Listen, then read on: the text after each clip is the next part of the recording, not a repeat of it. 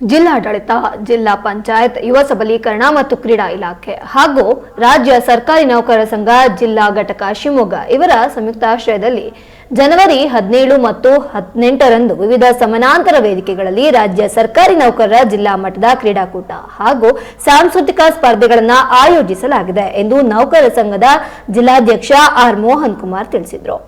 ಇಂದು ಸುದ್ದಿಗೋಷ್ಠಿಯಲ್ಲಿ ಮಾತನಾಡಿದ ಅವರು ಕ್ರೀಡಾಕೂಟ ಮತ್ತು ಸಾಂಸ್ಕೃತಿಕ ಸ್ಪರ್ಧೆಗಳ ಕುರಿತು ಮಾಹಿತಿ ನೀಡಿದರು. ಜಿಲ್ಲೆಯ ವಿವಿಧ ಇಲಾಖೆಗಳಲ್ಲಿ ಸೇವೆ ಸಲ್ಲಿಸುತ್ತಿರುವ ಪ್ರತಿಭಾವಂತರಿಗಾಗಿ ಕ್ರೀಡಾಕೂಟ ಮತ್ತು ಸಾಂಸ್ಕೃತಿಕ ಸ್ಪರ್ಧೆಗಳನ್ನು ಆಯೋಜಿಸಲಾಗ್ತಾ ಇದೆ. 2 ದಿನಗಳ ಕಾಲ ನಡೆಯಲಿರುವ ಈ ಸ್ಪರ್ಧೆಗಳಿಗೆ ಜಿಲ್ಲೆಯ 3,000ಕ್ಕೂ ಹೆಚ್ಚಿನ ನೌಕರರು ಭಾಗವಹಿಸುವ ನಿರೀಕ್ಷೆ ಇದ್ದು, ಭಾಗವಹಿಸುವ ಸ್ಪರ್ಧಿಗಳಿಗೆ ಜಿಲ್ಲಾಡಳಿತ 2 ದಿನಗಳ ವಿಶೇಷ ಸಾಂದರ್ಭಿಕ ರಜೆಯನ್ನು ಮಂಜೂರು ಮಾಡಲಾಗಿದೆ. ಅಲ್ಲದೆ ಸ್ಪರ್ಧೆಗಳು ನಡೆಯುವ ದಿನಗಳಂದು ಊಟೋಪಹಾರದ ವ್ಯವಸ್ಥೆ ಕಲ್ಪಿಸಲಾಗಿದೆ ಎಂದರು. ಇನ್ನು ಪೊಲೀಸ್ ಹಾಗೂ ಕ್ರೀಡಾ ಮೀಸಲಾತಿಯಡಿ ಆಯ್ಕೆಯಾಗಿರುವ ನೌಕರರು ದೈಹಿಕ ಶಿಕ್ಷಕರನ್ನ ಹೊರತುಪಡಿಸಿ ಉಳಿದ ಇಲಾಖೆಗಳ ನೌಕರರು ಮತ್ತು ಸ್ಪರ್ಧಿಗಳ ಭಾಗವಹಿಸಬಹುದಾಗಿದೆ.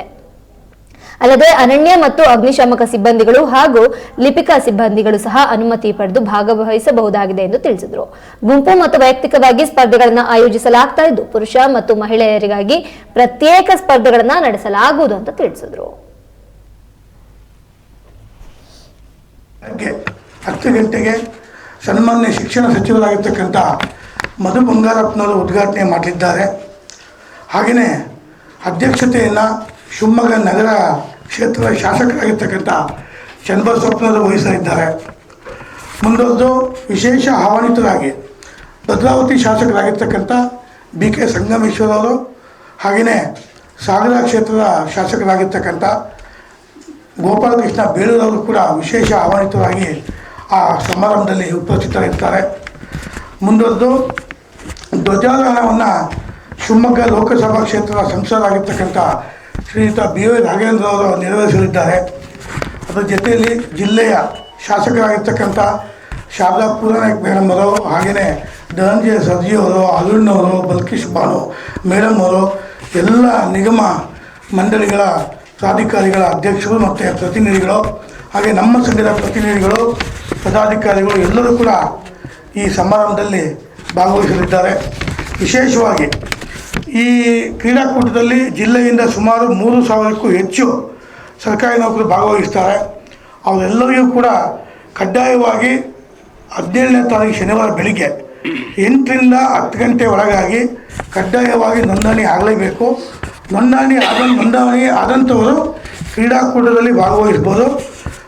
ಭಾಗವಹಿಸಿದಂಥ ಕ್ರೀಡಾಪಟುಗಳಿಗೆ, ಸರ್ಕಾರಿ ನೌಕರ ಕ್ರೀಡಾಪಟುಗಳಿಗೆ 2 ದಿನಗಳ ವಿಶೇಷ ಸಾಂದರ್ಭಿಕ ರಜೆ ಸೌಲಭ್ಯ ಇರುತ್ತೆ.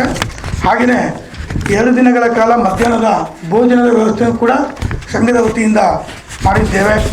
ಅದರ ಜೊತೆಯಲ್ಲಿ ಎಲ್ಲ ನೋಂದಾಯಿಸಿಕೊಂಡಂಥ ಸರ್ಕಾರಿ ನೌಕರಿಗೆ ಉಚಿತವಾಗಿ ಒಳ್ಳೆಯ ಉತ್ತಮ ಗುಣಮಟ್ಟದ ಕ್ಯಾಪ್ ಅಂದರೆ ಟೋಪಿಗಳನ್ನ ವಿತರಣೆ ಮಾಡ್ತೀವಿ.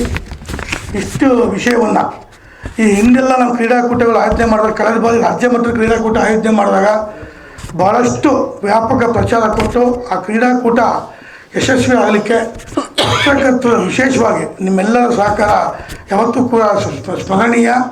ಯಾವತ್ತೂ ನಾವು ಕೂಡ ನಮ್ಮ ಅಧ್ಯಕ್ಷರು ಕೂಡ ನೆನಪು ಮಾಡ್ಕೊತೀವಿ. ಅದೇ ರೀತಿಯಲ್ಲಿ ಈ ಕ್ರೀಡಾಕೂಟದ ವಿಚಾರವೂ ಕೂಡ ಜಿಲ್ಲೆ ವ್ಯಾಪಿ ಪ್ರಚಾರ ಮಾಡಿ ಈ ಕ್ರೀಡಾಕೂಟದ ಯಶಸ್ವಿಗೆ ಸಹಕರಿಸಬೇಕು ಅಂತ ಮಲ್ಲಿ ಅತ್ಯಂತ ಕಳಕಳಿಯಿಂದ ಮನವಿ ಮಾಡ್ಕೊತೀನಿ. ಕ್ರೀಡಾಕೂಟದಲ್ಲಿ